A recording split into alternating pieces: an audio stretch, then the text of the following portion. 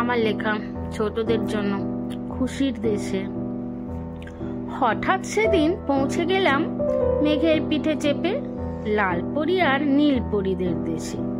সেইখানেতে রামধনু রং আকাশ গাঙে মেশে, পরিদের ওই টানায় আছে হাজার চিত্র আঁকা।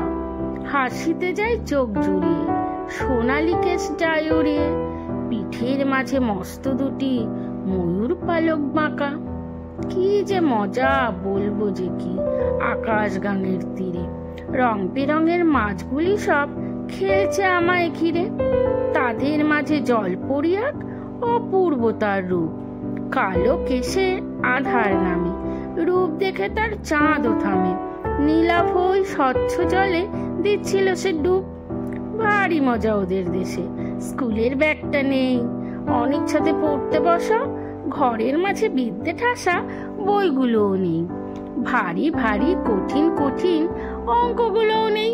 এটা করো না সেটা ধরো না বকুনিও নেই। গানের ক্লাস, আঁকার ক্লাস, নাচের ক্লাস সবকিছুতে যেতেই হবে এমন কথাও নেই।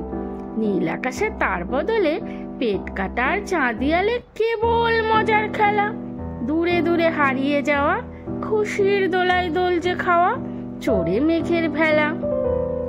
আচমকা এক ধাক্কা খেয়ে হঠাৎ চেয়ে দেখি 7টা বাজে, মা ডাকছে এত বেলা, সে কি? খাবার খেয়ে তৈরি হয়ে যেতে হবে এখন। লালপরি আর নীলপরিদের প্রাসাদ মাঝে চাঁদের হাসি হারিয়ে গেল তখন।